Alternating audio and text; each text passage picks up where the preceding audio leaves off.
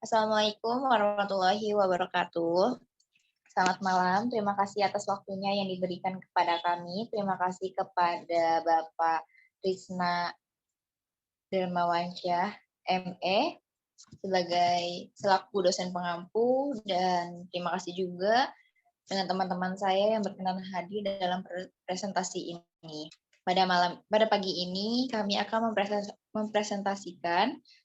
Sebelum kami mulai, izinkan kami memperkenalkan diri. Perkenalkan, nama saya Hania Hayawani Mutaharo dengan NIM 2214317 selaku moderator, dan rekan saya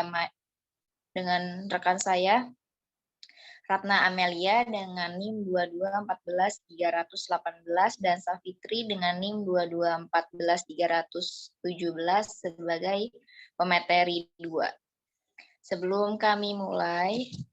Sebelumnya, pemateri pertama akan dibacakan oleh Ratna Amelia. Waktu dan tempat kami persilakan. Yang pertama yaitu pengertian ontologi. Ontologi berasal dari kata onto yang berarti atas dan logi yang berarti ilmu. Ontologi berarti atas ilmu. Dari pengertian ini, tampak ontologi terkait dengan sesuatu yang dibahas dalam ilmu. Jika yang dikaji itu alam jagat raya, maka ontologi tidak hanya membahas dari segi yang tampak, tetapi segi-segi yang tidak tampak, atau hakikatnya, hukum-hukum, isi, bacaan, substansi, sifat, hikmah, kandungan, keistimewaan, kekurangan, dan kelebihan yang terdapat di alamnya. Gunung misalnya disebut sumber daya alam karena di gunung itu terdapat bahan-bahan bangunan seperti batu, pasir, kapur semen, tembaga, perunggu, besi, palatina, kayu, dan rotan. Poin kedua yaitu sumber ilmu. Pengertian sumber ilmu. Sumber ilmu dapat diartikan sebagai hakikat yang dikaji dalam ilmu pengetahuan. Jujun S. Surya Sumantri memasukkan unsur metafisika, asumsi, peluang, beberapa asumsi dalam ilmu, dan batas-batas penjelajahan ilmu sebagai ruang lingkup dalam kajian ontologi. Ontologi terkait dengan asumsi yaitu dengan kuat terhadap adanya sesuatu pada objek yang diteliti sehingga mendorong untuk mengkajinya. Hukum diartikan sebagai suatu aturan main atau pola kejadian yang diikuti oleh sebagian besar peserta. Gejalanya berulang-ulang kali dapat diamati yang tiap kali memberi hasil yang sama. Yang dengan demikian dapat disimpulkan bahwa hukum itu seperti kata Coca-Cola, berlaku kapan saja dan di mana saja. Hukum yang ada di dalam alam jagat raya ini misalnya api selalu panas. Panas tersebut terjadi secara berulang-ulang, dapat diamati, dapat dilihat, difoto, diukur, dan seterusnya secara berulang-ulang. Yang selanjutnya disimpulkan menjadi temuan berupa teori. Selanjutnya berkenaan dengan peluang. Adanya hukum akibat di suatu pihak telah membuka peluang bagi ilmuwan untuk melakukan penelitian ilmiah. Dalam kaitan ini, para ilmuwan tidak pernah ingin dan tidak berpretensi untuk mendapatkan pengetahuan yang bersifat mutlak. Seseorang ilmuwan ahli meteorologi dan geofisika tidak pernah merasa pasti esok hari akan hujan atau tidak hujan. Ilmuwan akan menggelengkan kepala jika dipaksa untuk mengatakan bahwa besok pasti akan turun hujan. Yang kedua yaitu sumber ilmu pengetahuan dan pandangan Islam. Yang pertama, alam jagat raya. Secara harfiah, alam jagat raya adalah segala sesuatu selain Tuhan yang meliputi alam, jiwa, dan metafisik. Selain dari segi bentuk atau macamnya, alam jagat raya juga dapat dilihat dari segi proses kejadiannya, macam-macamnya, sifatnya, kedudukannya, dan manfaatnya. Selanjutnya, pada masyarakat primitif yang hanya mengandalkan kekuatan daya rasa dan keyakinan karena belum memahami hukum-hukum alam yang ada di dalamnya, mengatakan bahwa gejala alam merupakan pencerminan dari kepribadian dan kelakuan mereka. Dan karena pada waktu itu gejala alam suka diramalkan, berkembanglah tokoh-tokoh supranatural yang juga bersifat begitu. maka muncullah dewa-dewa yang pemarah, pendendam, atau mudah jatuh cinta. Di samping kemampuan yang luar biasa, mereka mengontrol alam dengan cara mengarahkan kelakuan para dewa yang bersangkutan.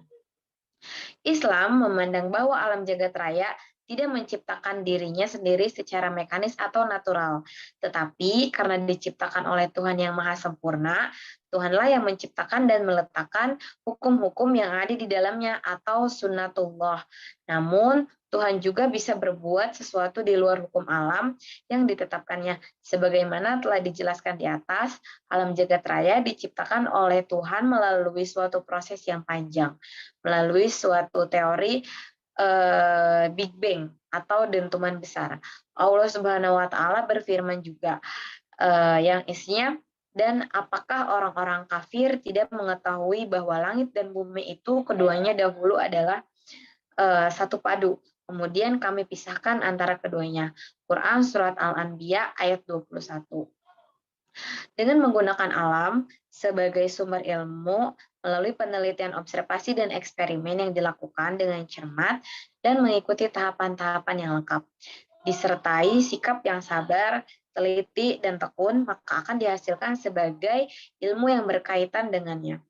Ilmu-ilmu yang sumbernya materi, fisik, dan berupa segala sesuatu yang ada di bumi dan langit, serta antara keduanya akan dihasilkan berupa ilmu seperti ilmu kosmologi, ilmu astronomi, ilmu astrologi, ilmu fisika, ilmu geografi, ilmu geologi, ilmu mineralogi, ilmu biologi, ilmu botani, ilmu zoologi, ilmu pertanian, ilmu irigasi, ilmu fisiologi, ilmu kimia, dan ilmu kedokteran.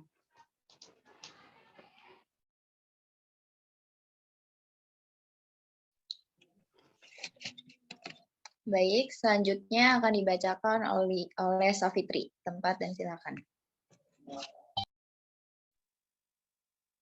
Baik, sumber ilmu pengetahuan dalam pandangan Islam yang kedua, yaitu Al-Quran dan Hadis. Dalam konteks pengembangan ilmu pengetahuan, sains Al-Quran mendorong pemerintah dan mewajibkan manusia agar membaca, meneliti, dan mengkaji berbagai fenomena alam jagat raya. Dari kajian terhadap Al-Quran dan Hadis yang dibantu dengan metode ijtihad dan bantuan ilmu-ilmu lainnya, maka lahirlah berbagai ilmu agama Islam, antara lain ilmu Al-Quran. Ilmu Al-Quran adalah ilmu yang membahas berbagai hal yang berkenaan dengan Al-Quran. Di dalam ilmu ini dibahas syarat-syarat seorang yang boleh menafsirkan Al-Quran, serta langkah-langkah untuk metode dalam menafsirkan Al-Quran. Yang kedua, ilmu hadis.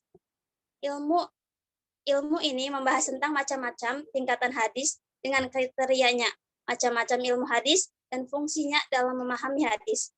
Yang ketiga, ilmu fikih. Ilmu fikih adalah ilmu yang mempelajari hukum-hukum Islam berdasarkan dalil yang digali dari Al-Quran dan hadis yang bersifat tafsili. Yang keempat, ilmu kalam atau teologi.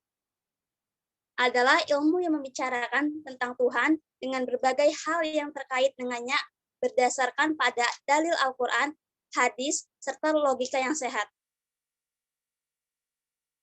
Yang kelima, ilmu filsafat Islam adalah ilmu yang membahas tentang segala sesuatu secara mendalam, sistematik, radikal, universal, spekulatif, dan relatif dengan berdasarkan argumen rasional yang sehat, serta ajaran dasar Al-Quran dan hadis.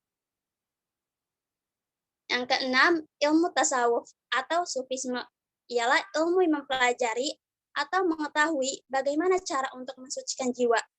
Yang ketujuh, yaitu ilmu sejarah kebudayaan Islam atau tarikh. Sumber ilmu pengetahuan dalam pandangan Islam yang ketiga, yaitu fenomena sosial. Al-Quran mengingatkan bahwa fenomena sosial atau apa yang terdapat dalam diri manusia merupakan objek kajian ilmu-ilmu sosial dan dianggap sebagai ayat Allah yang terdapat pada diri manusia. Ilmu yang lahir dari kajian terhadap fenomena sosial antara lain ilmu sejarah. Ilmu sejarah adalah ilmu yang mengkonstruksi kembali peristiwa masa lalu secara sistematik, komprehensif, dan terpadu, baik dari segi waktu, tempat, pelaku, penyebab, dan tujuannya.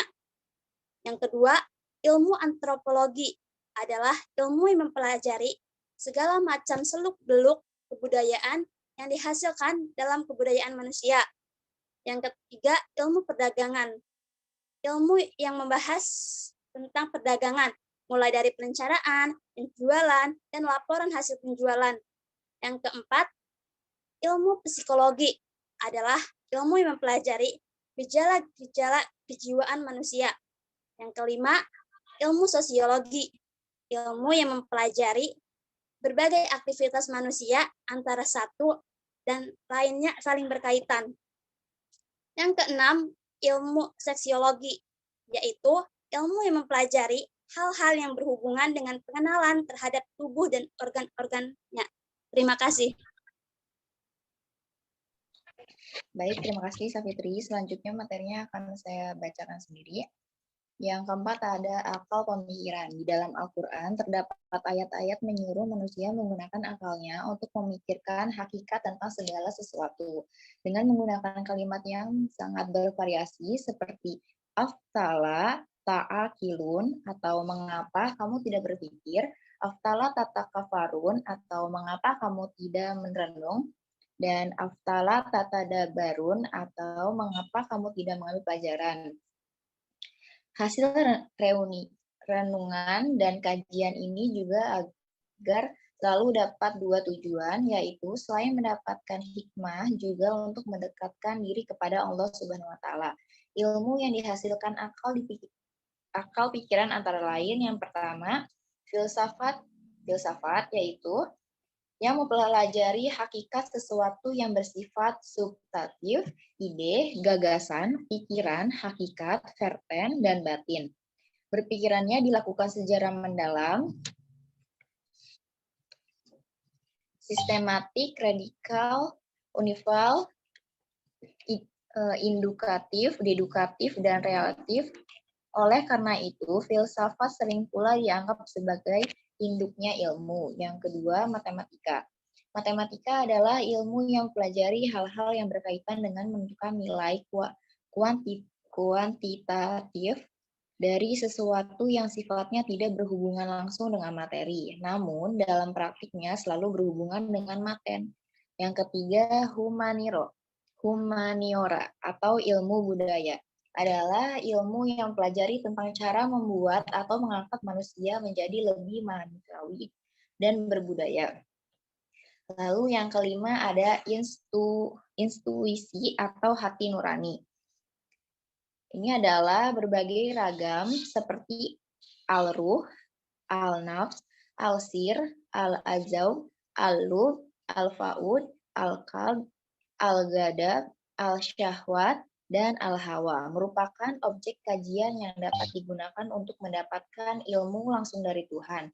Cara yang dilakukan adalah dengan membersihkan jiwa melalui tobat, junub, kanah, tawadu, tawakal, muraqobah, muhajabah, dan mahabah. Umat Islam tampak lebih banyak menggunakan pendekatan intuitif dan menghasilkan jenis ilmu seperti ini.